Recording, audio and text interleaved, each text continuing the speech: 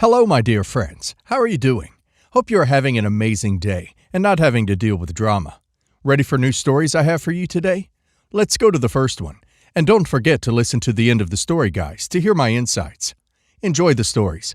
And don't forget to like and subscribe. And of course, don't forget to leave a comment. So, a bit of backstory. I, 16 male, recently moved in with my dad, 47 male, after my mom died. Dad's never really been in my life, and he and my mom were never married. He has a wife, S, 48 female, and two other kids, A, 14 female, and M, 18 male. So when I ended up moving in with my dad, it obviously caused a lot of issues with the rest of the family. Nobody wanted me there, and basically gave me the cold shoulder. S, M, and A tend to talk to each other in French because they know I can't understand them. And my dad has tried to force an English-only rule in the house with little luck. For the first month, M just ignored me completely, even though he and I were forced to share a room since the house didn't have any space. I tried to be nice, but I just lost my mom, and it hurts, and it's been so much change so quickly. 2 days ago, though, I found the postcard and pictures and letters from my mom ripped into a bunch of pieces and scattered all across my bed. I kept them in a box under my bed, and M had been the only one in the house with me at the time, so I knew he did it. I started yelling at him and ended up verbally fighting right as S and A got back home. I can't remember what M said anymore because I was so mad that I wasn't thinking straight, but I remember him hitting me. We both exchanged a couple of punches, and I accidentally elbowed A in the nose while she and S were trying to separate us, so she was bleeding too. When my dad got home, we were all still yelling, and S was trying to throw me out of the house. I couldn't stop crying because I just had my only actual photos of my mom ruined, and I don't know if we can fix them. My dad tried to settle everything down, but didn't end up punishing M because there's no actual proof that he did it. I got in trouble for throwing the first punch, and S is still trying to convince my dad to send me somewhere else. Both A and M keep telling me that I ruined their family by coming here, but I didn't really have a choice. I know I shouldn't have hit M, but I was so mad, and I didn't think. I know I shouldn't have escalated anything, but am I really the one at fault here? I don't know how I'm supposed to live with M anymore. These parents need to hold somebody accountable. Because obviously, OP's pictures didn't just rip themselves up. OP is right that he shouldn't have hit his half-brother, but assuming that OP's mom passed away rather recently, OP is in grief, so it's not unreasonable that OP would be upset by this. I'm sorry this happened to OP. That's a truly awful thing to discover. Update. It's been about 6 months since I, 16 male, had to move in with my dad, 47 male, and his family after my mom died, and I still feel like his wife and my half-siblings despise me just for being there. The issue of my mom's pictures getting destroyed turned what was already a crappy situation into something that is just killing me. I ended up sleeping on the couch for almost 2 months because I couldn't stand the sight of my half-brother M, 18 male, after what he did to my stuff, and started carrying a backpack around the house with anything personal that I had brought from my mom's apartment wherever I went, so nothing else could be damaged. M ended up apologizing to me, but it seemed more of a show for my dad than an actual apology to me. My dad's wife, S, 48 female, and my half-sister, A, now 15 female, still barely acknowledge me and still almost exclusively use French in the house, which I'm totally only now starting to pick up words in conversation for. I've always felt like a stranger in this house, and while I understand why they don't want me around, I don't know what I can do to try and make things work. The worst of it came 3 weeks ago when I lost my keys to the house and got stuck out in the rain after I came home. I tried calling my dad, but he didn't pick up, and I rang the doorbell as many times as I could because I saw S's car outside the house, so I knew she was home. There isn't much close by us, so I couldn't walk anywhere to wait. By the time my dad got home an hour and a half later, I was soaked and cold, and when we got inside, S just said that she was on a call and couldn't hear the doorbell ringing. I couldn't even talk to her and just went upstairs and cried in the bathroom before going to bed. My dad apologized later for not seeing my message sooner, but that's not really the issue here. I feel sick living here and can barely eat or sleep half the time. My grades are tanking and I don't feel like I can talk to anyone. I miss my mom and everyone is pretending like she never existed, and I have to basically do the same thing so nobody at home gets mad at me. The main issue is, a week ago, my dad's best friend and his husband, who I've met a couple times and stayed with the first couple nights after I reconnected with my dad while he was trying to figure out how to bring me home, heard about me being locked out of the house and asked if I wanted to come stay with them for a while.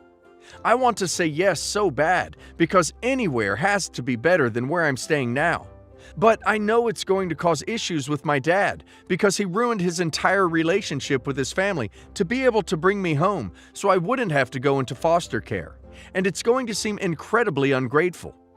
I know my dad's trying, he really is, but I don't know what I'm going to do if I have to keep living in this house until I turn 18. How do I broach the subject with him? Is trying to move out even worth it at this point, or should I just toughen up and deal with it for the next year and a half? OP is living in a hostile environment. With time, that will really affect OP's health negatively. OP has been offered a safe space to live. OP should not walk, but run in that direction. OP's dad is an adult. OP should let him deal with all the negative consequences. OP needs to put himself first. It's been about a week since I talked to my dad, and I've had a couple people message about an update, so I figured I'd give one. I followed a couple people's suggestion and texted my dad's friend that I wanted to leave, and they ended up suggesting we all go out to lunch. I think they could both tell how nervous I was around my dad, and my dad's friend Jay ended up being the one to bring up the idea of me moving out. My dad seemed completely blindsided by it and asked why I wanted to move out. Jay and his husband B reminded him about everything that's been going on at home, and I just kind of sat there. My dad seemed really upset, and it made me feel terrible because I already felt guilty about leaving. But then he just asked if I really wanted to go, and I said yes, and he just immediately agreed. It kind of hit me that I wanted him to try and fight for me, to say sorry for everything that he's been letting happen, and for my dad to try and keep me at home. But he just let me go like it was nothing. It's been hard after my mom died, and my dad's the only family I've got left. So it really didn't make me feel any better about leaving, even though I don't have to deal with my dad's family anymore. B took me back to their apartment while Jay went with my dad to get my stuff from the house, and they had set up their extra room for me already. He apologized that they hadn't been able to do this sooner and that they hoped I would be living with them. Jay came back with all my things, and they kind of gave me time to decompress. I ended up sleeping for almost 16 hours because I was so exhausted. Over the last week, they've been really nice about making me feel at home and have talked to me about getting into therapy to deal with losing my mom and everything that happened at my dad's house. They're also trying to figure out how to move me into a different school, so I don't have to deal with my half-sister and everyone that knew my half-brother. It's the first time in months that I feel like I can actually breathe, and I don't feel like that I'm constantly on guard. My dad hasn't texted me much or reached out in the last week, so I don't know what's going to happen with him, but for now, I'm safe, I guess. A quick update over the last 24 hours or so. B's sister somehow saw this and sent it to him, so he and Jay came in and asked. They never heard about the picture incident and apologized that they hadn't asked to get me out sooner. They had no idea how bad it was and said I can stay as long as I want or need to. I realized then that I hadn't really said thanks to them because it's been so crazy, so I told them how much I appreciated having the place to stay. It was a really emotional moment, honestly, and I'm glad it happened. They did think it was funny that they've been called everything from my roommates to my new landlords, so that's helped soften the mood a little. I, 27 female, am the only child of an only child, my mom, and the son of a single woman, my dad. We are firmly middle class.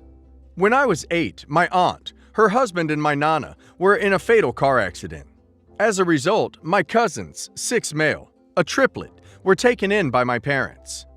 Up until then, my mom was a teacher, but with the kids and all they needed, intensive therapy and constant reassurance, she quit her job to be a stay-at-home mom. My dad got a small inheritance from my Nana that he used to pay the house off.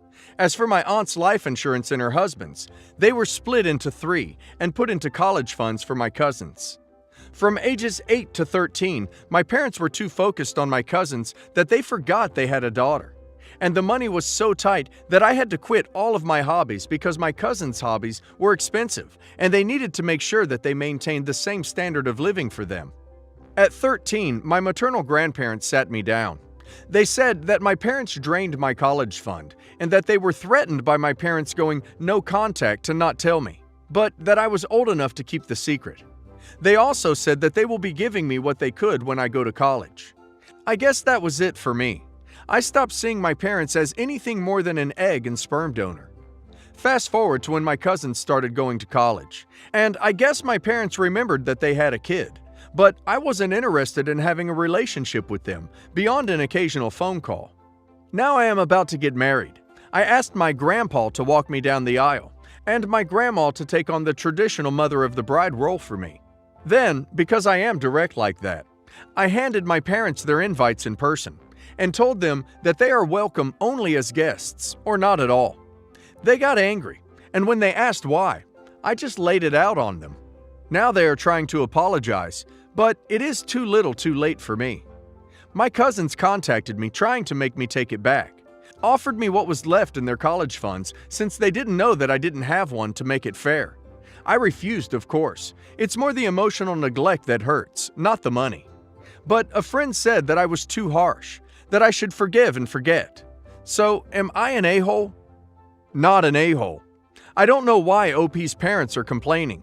They chose the cousins, so the cousins can have them do their weddings. OP's maternal grandparents are the MVPs in this. It's one thing to make sure you're fair to adopted kids, but they went too damn far in the other direction by throwing OP under the bus. Long story short, I'm 19. He is 39. For whatever reason, he hasn't been in my life until I was about 16. I reached out to his family. My mother claims he's a deadbeat. My biological father claims my mother kept him away from me. Both my mother and his ex-wife describe him as a selfish, manipulative narcissist. Knowing my mother isn't capable of something like that, I don't really believe him, but I'm always willing to give him a fair shot. I'm not completely unreasonable like that. To make a long story short, his wedding was last year. I was invited and was looking forward to the chance to fly over and bond with my family, until he refused to pay for a plane ticket. His reasoning was he was concerned that if he had paid for the plane ticket, my mother would do something to intentionally prevent me from going. 10 days before the wedding, I completely blew up on Facebook about it. I completely blasted his family on Facebook because I was going to be excluded from the wedding because of his refusal to purchase a plane ticket. His defense was he approached me last year about paying for half of the ticket. This was completely untrue. This was the first time I had met him. He told me to get myself a credit card if I wanted a plane ticket to his wedding. Nobody stepped up to the plate, and I was not at the wedding. Later on, he changed his story about why he refused to pay for the plane ticket. Was that he couldn't afford it, because his paychecks were being garnished to pay for the $25,000 child support he hasn't paid us, along with other expenses between his other 3 children and his wife. We ended up not talking for a while over it. He believes I am in the wrong because I blew up at his family and refused to explain and justify what I said. I believe he is in the wrong because of how he treated me over a plane ticket. Edit. The rest of the family all had their plane tickets paid for by the family. I was the only child who they refused to pay for. They aren't broke. OP's mom told OP one thing, and this stranger another complete conspiracy. He lied. Now OP knows his mother was right, and he will always act like a deadbeat. OP can have a relationship with him now, or not. But in any case, being obsessed with the ticket changes nothing, because even if he apologized, OP shouldn't trust him again. My niece is engaged to her new boyfriend. They have been dating for 4 months, and she is just 19. My brother told her that he will stop funding her life if she marries him. My niece is pretty spoiled. She visited me last week. I think she thought I would be supportive because I was also cut off because I refused to divorce my wife. She was telling me how she knew it would be difficult, but she could manage because she loved him. I asked her if she had a budget. She said she didn't. I offered to help make her one, and she was enthusiastic.